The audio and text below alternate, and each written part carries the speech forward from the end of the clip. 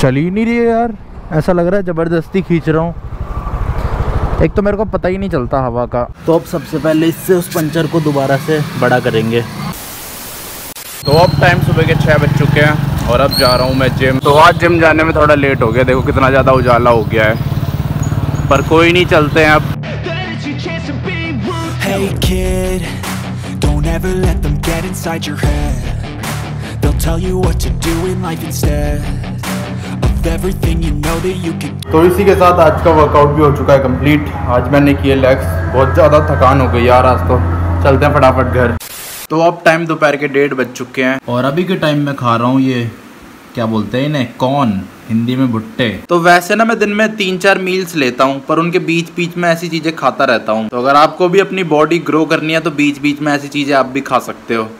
तो बहुत लोग पूछते रहते हैं ना कि हमें बॉडी बनानी है, हम क्या खाएं, आप क्या खाते हो। तो इसलिए मैंने सोचा बता देता हूँ ये भी आपको, क्योंकि जितनी ज़्यादा कैलोरीज ज़्यादा लेंगे हम, उतनी ज़्यादा बॉडी ग्रो होगी। और वहीं आप नॉर्मल इंसानों की तरह 3 बार खाओगे थोड़ा थोड़ा सा, फिर तो क्या ही बॉडी ग्रो होगी, वो तो सारा शरीर के काम में ही चला जाएगा। तो अब टाइम शाम के 5:30 हो गए हैं और जो मेरे ये वाइट वाले वो थे बोल्ट के Z40 एयरपोर्ट्स, ये मैंने रिटर्न में डाल दिया, मतलब रिप्लेस में। तो इनमें थोड़ी बहुत दिक्कत आ रही है, वो मैं आपको बताऊंगा अभी थोड़ी देर में। जब इसे खोलते हैं तो यहाँ पे ये लूज सी है इसकी कैप, यहाँ से हिल रही है, और वहीं अगर हम इसकी खोलते हैं तो ये नहीं हिल रही है, एकदम टाइट है। तो ये वाले तो ठीक है, इसको मैंने रिप्लेस में डाल दिया है। तो निकल गया हूँ मैं घर से स्कूटी लेके। अभी कुछ इस तरह के उबड़ खाबड़ रास्ते में हूँ, बहुत ही ज़्यादा खतरनाक रास्ता है यहाँ के, और सामने सनसेट भी हो चुका है।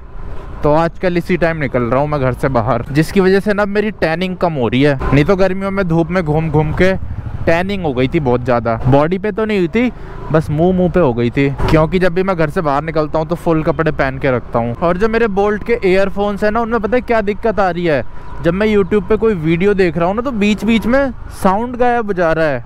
बहुत कम सेकंड के लिए, ये लगा लो 1 सेकंड, आधा सेकंड। पहले मैंने एक वीडियो देखी तो मैंने सोचा वीडियो में ही कोई दिक्कत होगी, फिर मैंने दूसरी वीडियो देखी तो उसमें भी वही दिक्कत आ रही, फिर तीसरी देखी तो उसमें भी वही दिक्कत आ रही। मतलब बार बार नहीं हो रहा, अगर 10 मिनट की एक वीडियो देख रहा हूँ तो उसमें 1 बार हो रहा है, और कभी कभी 2 बार भी हो जा रहा है। तो इसीलिए मैंने सोचा अभी 7 दिन का टाइम है रिप्लेस कराने का, तो करा देते हैं, क्योंकि फिर 7 दिन बाद तो वारंटी में देना पड़ेगा। फिर सर्विस सेंटर ढूंढो, वारंटी पे लेके जाओ उसे। सर्विस सेंटर इसके है भी नहीं आसपास। वैसे आवाज़ तो अच्छी है, सब कुछ बढ़िया है इनमें, बस यही दिक्कत आ रही है, दूसरे वाले में नहीं आ रही, वो तो एकदम परफेक्ट काम कर रहा है। तो वही ये आ जाती है किसी किसी में दिक्कतें। और रिप्लेस के लिए मैंने डाल दिया है, परसों आ जाएगा जो रिप्लेस वाला प्रोडक्ट है, और मेरे ख्याल से कल वो लेने आएंगे। और जो इनकी ढक्कन वाली दिक्कत थी ना, वो तो मैंने पहले ही देख ली थी जिस दिन मैंने खोला ही था, पर मैंने सोचा चल छोड़, इससे तो काम चला लूँगा। पर वही है, अब आवाज़ में भी दिक्कत आ रही है, बार बार कट रही है, तो फिर तो चेंज कराने में ही फ़ायदा है। अब वापस मैंने डिब्बे में पैक कर दिया है, कल आएंगे डिलीवरी वाले भैया तो उन्हें दे दूँगा। ओहो कितनी बड़ी गाड़ी आ गई।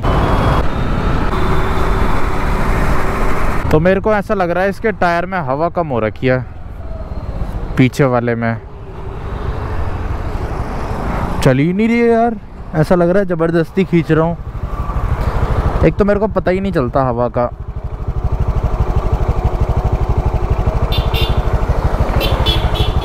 ऐसे तो मुश्किल ही पता चलेगा। चलो एक बार चेक करा लूँगा अभी जाते टाइम। इस वाली सीट का देखो एक और नुकसान देख लो, इसमें धूल जम जाती है और इसे आप ऐसे साफ़ नहीं कर सकते। ऐसे मैं मार रहा हूँ ना तो धूल उड़ रही है, ये धो के ही साफ़ होगी।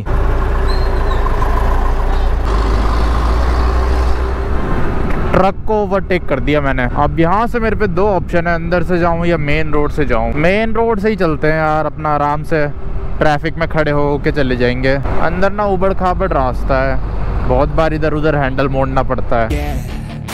Don't let them guide your life towards regret. I'll fight for what I love with every breath. My past is filled with things I won't forget.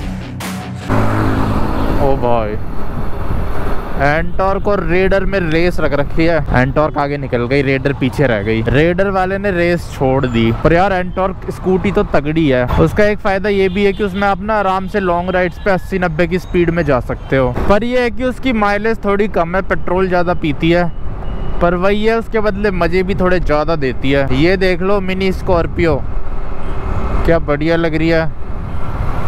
इसकी जो पीछे वाली लाइट है वो तो यार एंडेवर जैसी है, मैं आज पहली बार नोटिस कर रहा हूँ। सही लगती है देखने में तो, कॉम्पैक्ट एसयूवी। और अब पेट्रोल पंप भी आने वाला है तो वहाँ से फटाफट हवा चेक करवा लेता हूँ। बिल्कुल ही मज़ा नहीं आ रहा यार, ऐसा लग रहा है खींच रहा हूँ स्कूटी को ज़बरदस्ती।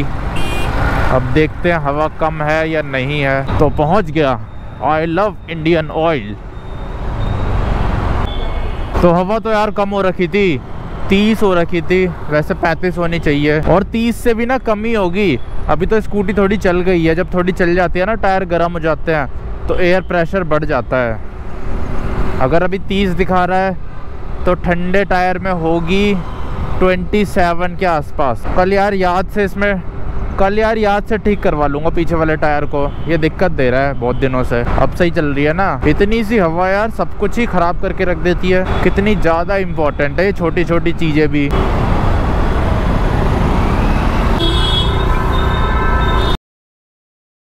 तो अब टाइम शाम के 7:30 बज चुके हैं, 7:30 से ज़्यादा ही हो गए हैं और अब चलते हैं घर फटाफट। ये देख लो ऑडी क्या तगड़ी लग रही है। अभी तो यार अगल बगल पुलिस की गाड़ियां चल रही है, एक पीछे भी आ रही है स्कॉर्पियो, एक आगे चल रही है बोलेरो नियो। दोनों के ऊपर लाल बत्तियां लग रखी है। देखो एक तो ये रही बोलेरो नियो, क्या तगड़ी लगती है यार ये वाली लाइट। पहले तो कोई भी लगा के घूम लेता था, पर अब सिर्फ पुलिस वाले ही लगा के घूम सकते हैं या फिर एम्बुलेंस और फायर ब्रिगेड वगैरह। देखो ये भी एक गाड़ी जा रही है पुलिस की, मेरे ख्याल से कोई वीआईपी जा रहा होगा इधर उधर।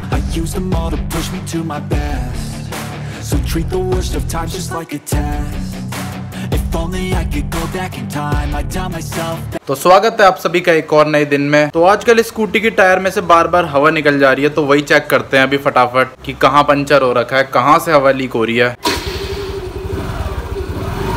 तो पंचर रिपेयर करने का सामान ले आया मैं, ख़त्म हो गया था। जहाँ से हवा लीक हो रही है ना तो उसे खुद ही रिपेयर कर लूँगा घर जाके। वैसे वो लीक पुराने पंचर से हो रही है, कोई अलग से पंचर नहीं हुआ है, तो घर जाके फटाफट करते हैं इसे रिपेयर। तो देखो ये सामान लाया हूँ, ये इतने सारे पंचर बनाने वाली स्ट्रिप्स हैं और एक ये ट्यूब है, ये देख लो कितनी सारी है। इससे कम से कम मैं 100 बार बना लूँगा। और ये 60 रुपये की और ये 40 रुपये की है, तो टोटल 100 रुपये का आया सामान। तो अब सबसे पहले इससे उस पंचर को दोबारा से बड़ा करेंगे।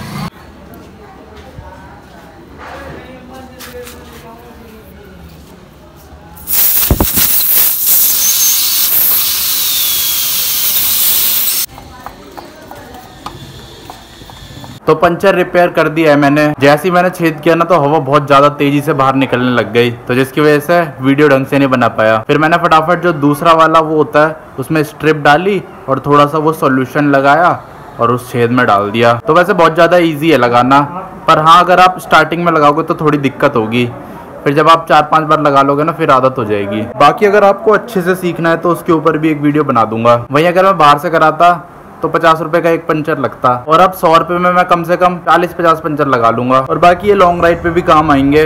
अब जब घूमने जाऊंगा तो रास्ते में कभी पंचर हो जाएगा तो दिक्कत नहीं होगी। तो बस इस वीडियो को यहीं एंड करते हैं, मिलता हूँ आपसे नेक्स्ट वीडियो में। जय हिंद।